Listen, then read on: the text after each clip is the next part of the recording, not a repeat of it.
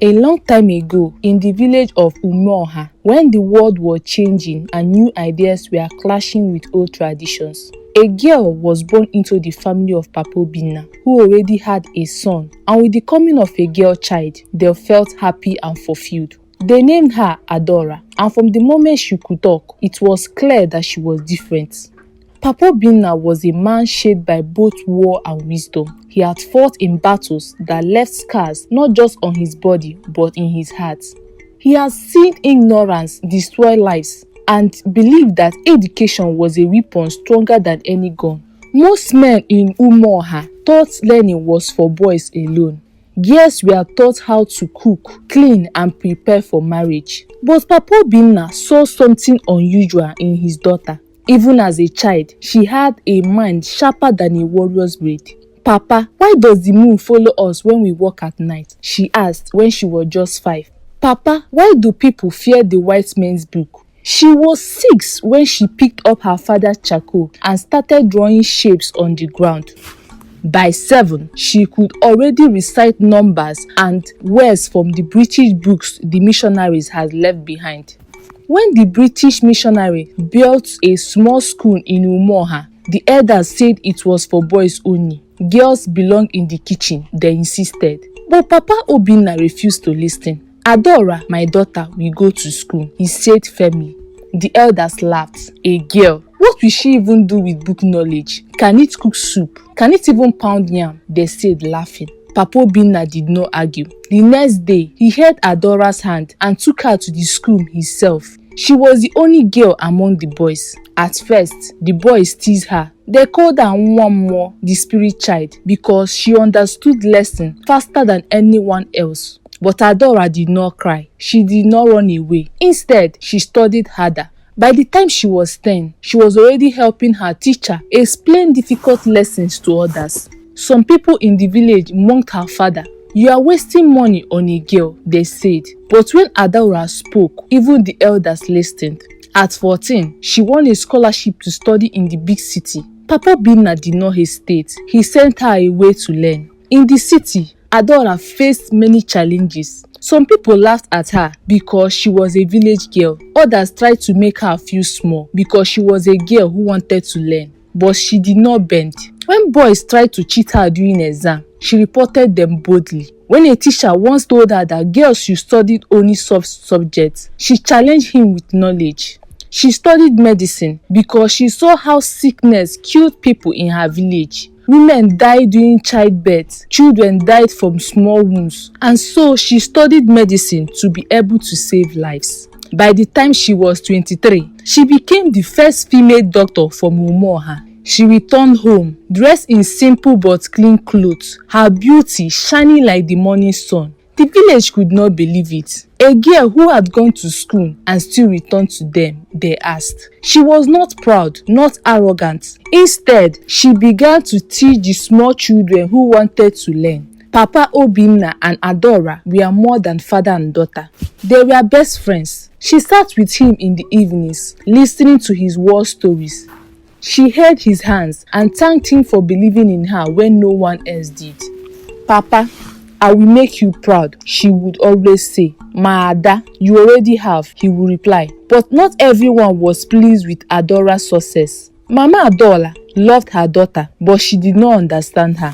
"You have studied enough, Ada," she would say, especially when she see her reading books. "A woman is nothing without a husband." Adora will always reply, remembering her that she helps people and she's a doctor. But she will always answer, but where is your husband? Who will take care of you when you are old?" Adora signed. Was a woman only complete when she married? She has suitors, many of them, but most of them felt intimidated by her intelligence. They wanted a wife, not a woman who could challenge them in conversation. One man told her, "You are too educated, you will never respect a husband." Another said, "You are beautiful, but you are too strong-willed." Adora laughed. Were these men really afraid of a woman who could think? Instead of worrying about marriage, Adora focused on her work. She treated the sick, helped pregnant women, and trained young ones who wanted to learn. She was happy, she was fulfilled, but deep down, she sometimes wondered, is there really any man out there that will not fear my mind? Years passed and Adora remained unmarried. The villagers whispered about her. She is too proud, some said. She is too educated, others murmured. She rejected my brother, a jealous woman scoffed. The rumor spread, but Adora refused to listen. Instead, she focused on what mattered, her patients and her students. She spent her mornings treating the sick and her evenings teaching children under the big Utara tree. She taught them not only letters and numbers, but also values, kindness, courage, and wisdom. Only the wise and the good-hearted appreciated her. The others, the insecure, the jealous, and the men she rejected were waiting for any opportunity to bring her down. But Adora remained unshaken. Then one day, news spread through the village like wildfire.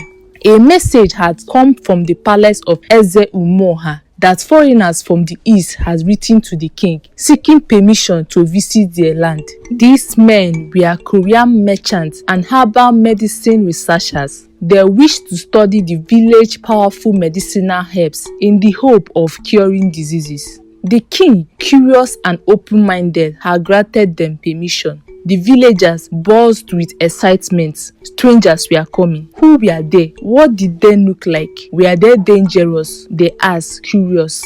Adora, the scholar, prepared for their arrival. She dusted off her old medical books, studied herbs once more, and made sure she had enough knowledge to discuss with the visitors. When the Korean team finally arrived, the villagers gathered at the palace to see them. The women gasped, the men stared. The visitors were different from the British. They were fair-skinned, but their features were not the same. They had dark hair, sharp eyes, and a quiet but strong presence. But what truly made the women of Umoha whisper and giggle was their leader. He was tall, well-built, and strikingly handsome. His dark hair was neatly tied, and his eyes were sharp, filled with deep intelligence and confidence. His name was Jin-hon. Adora stood at the back, watching quietly. She noticed how calm he was, despite the attention. Unlike the other men in the village, he did not act boastful or arrogant. One evening, as Adora was walking to her lesson ground where she taught the children, the sun was setting, casting an orange glow over the village forest. As she walked through the village path, she noticed someone ahead, one of the Korean visitors. It was Jin-hon. He was alone, carefully picking different herbs and examining them with interest. Adora hesitated. She had hoped to greet him properly, maybe even exchange a few words. She was curious about him. But when she greeted him softly, he barely acknowledged her. He muttered something under his breath, barely lifting his eyes. His expression was cold and distant. Adora frowned. She had expected respect, maybe even curiosity, but his rudeness angered her. What kind of man is this? She thought. She turned to leave, but as she took a step, her foot hit a stone. She stumbled, letting out a small cry. Immediately, Jin-hon rushed forward and caught her before she fell. For the first time, their eyes met properly. Adora quickly regained her balance and pulled away, but she was still angry. "You ignored my greeting," she snapped. Jin-hon looked surprised. He tried to speak, but his English was broken. I no speak well," he gestured with his hands, assuming she would not understand him. Adora crossed her arms. "I speak English very well," she said firmly. Jin-hon's eyes widened. He had assumed that, like most villagers, she would not know English. Now, he looked at her differently. "You speak English?" he asked, his voice filled with surprise. Adora raised an eyebrow. "Very well, and you should learn how to be polite." For the first time since she met him, Jin-hon smiled. That evening, their small argument turned into a long conversation. Jin-hon was amazed by Adora's intelligence. She did not only understood herbs, but also had deep knowledge of medicine, history, and philosophy.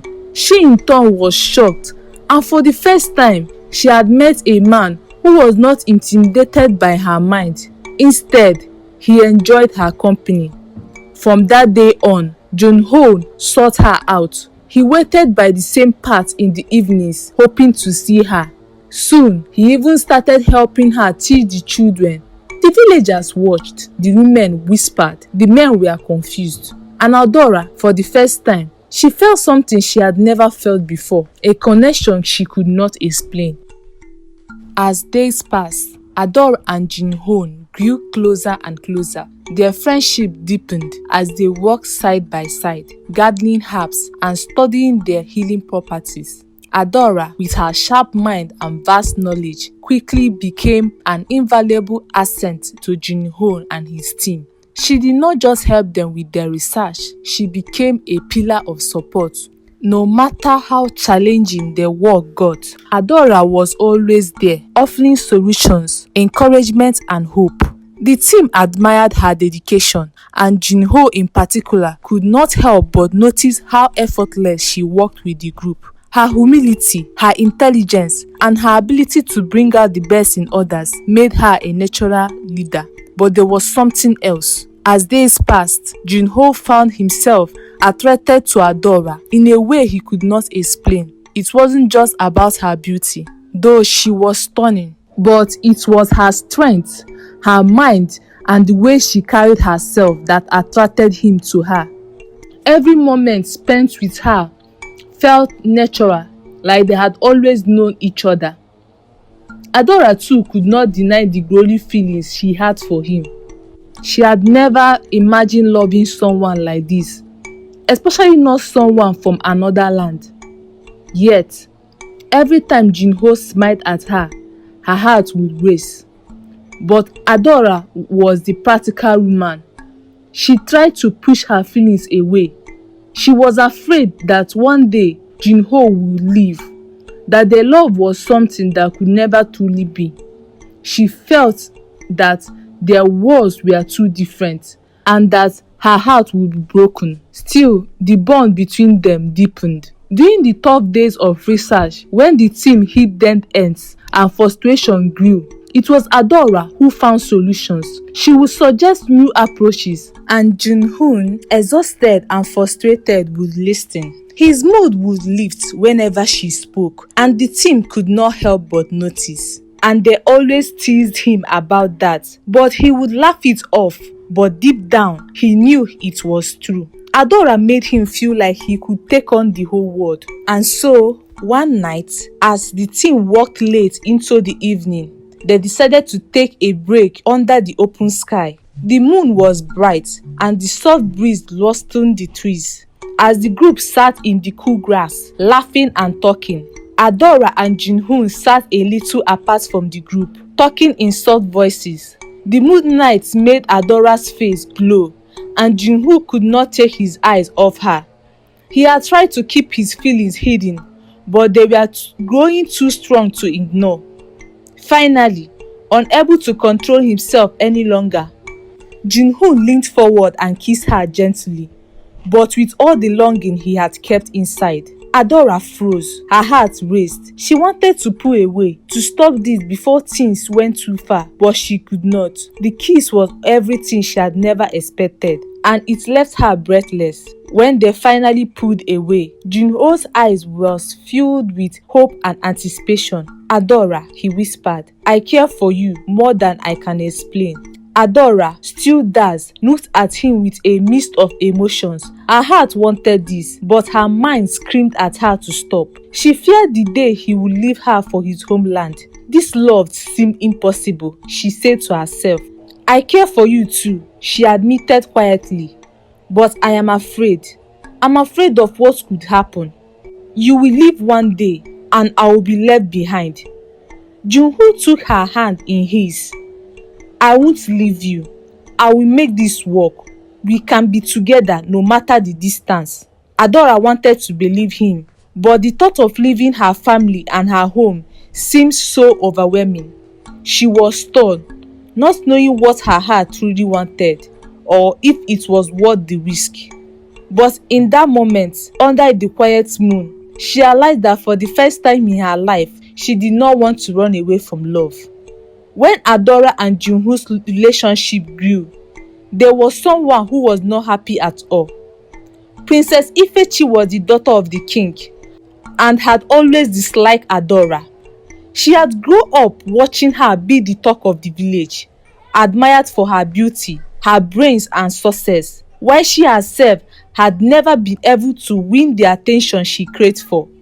The princess had always seen Adora as a threat, someone who was more respected and loved than her. And now, with the Korean visitors in the village, Adora had become the center of attention once again. What infuriated Ifechi the most was Jin-hoon's complete lack of interest in her. Despite all her attempts to charm him, he never even looked her way. The princess was furious. She had always been used to getting what she wanted, but now, this foreign man was ignoring her, and it made her jealous. Why does he not see me? Why is he so taken by Adora? She would mutter under her breath. The villagers watched the princess, noticing her growing frustration. They whispered about the silent war between her and Adora, as the princess grew more desperate to claim what she believed was rightfully hers. Then, during one of the visits to the king's palace, the Korean team learned of the king's heart condition, which had been troubling him for many years. Despite trying many treatments, but nothing had worked. Jin-hon, with the help of Adora and the rest of his team,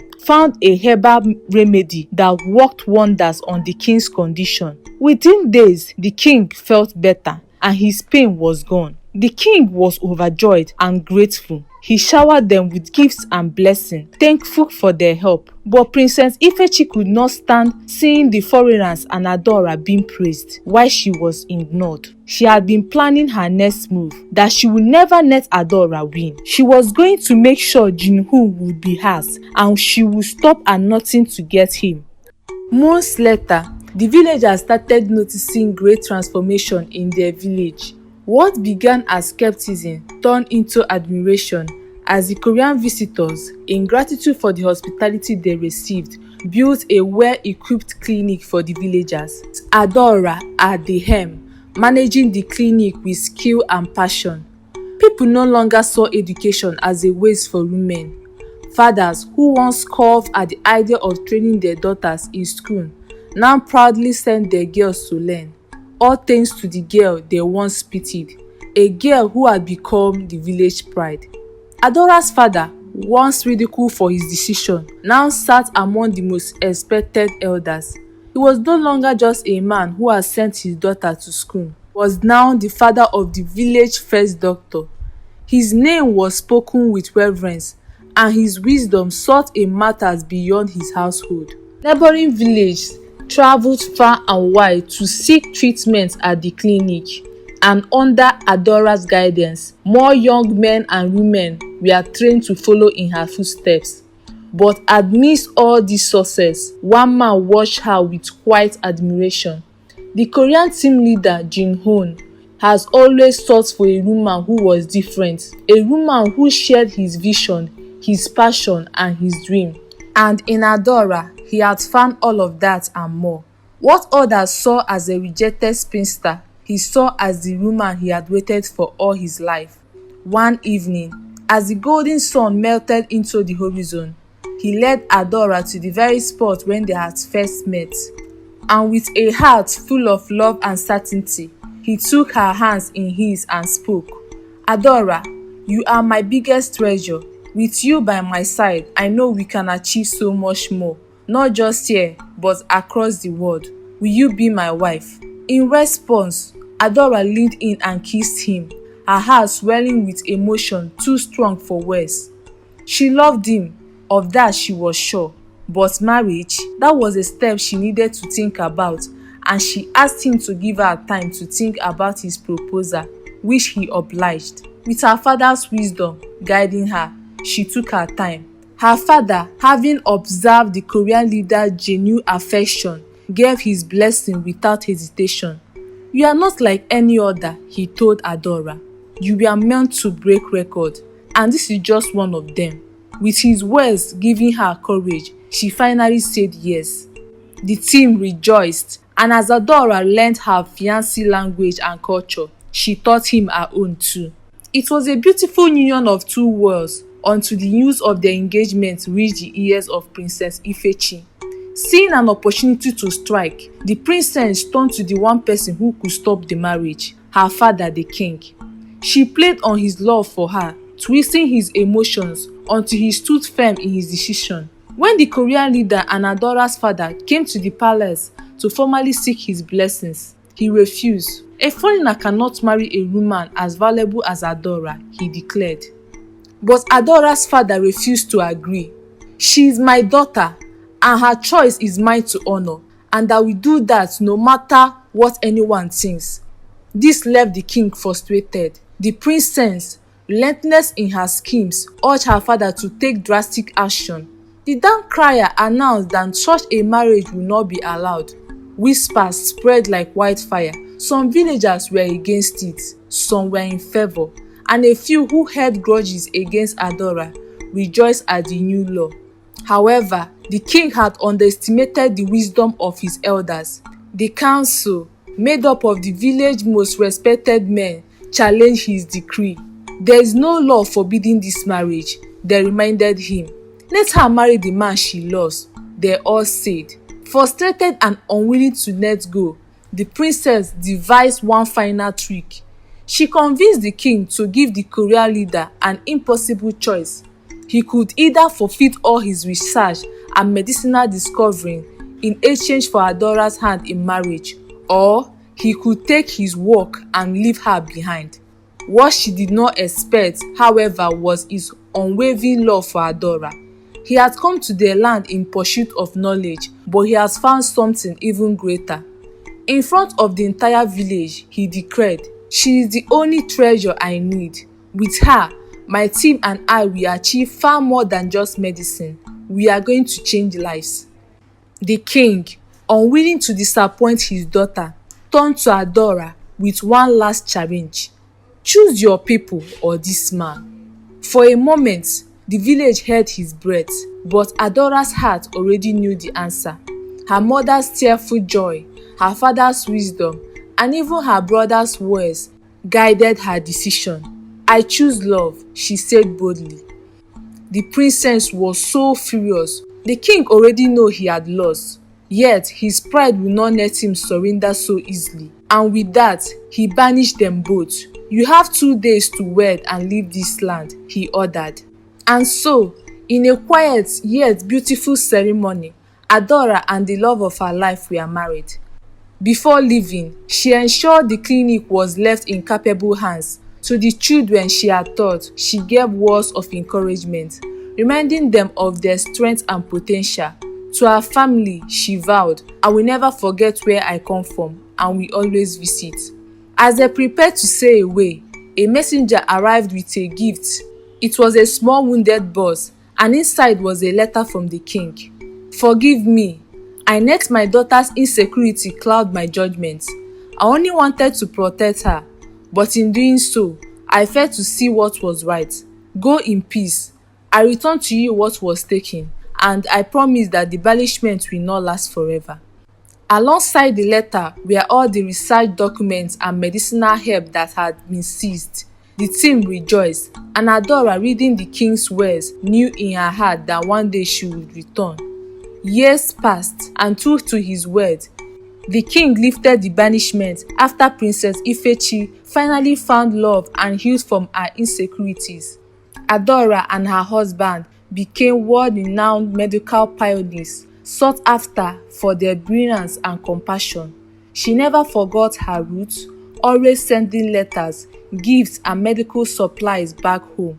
Her father, in turn, shared her generosity with the villagers, ensuring that her impact was felt even in her absence.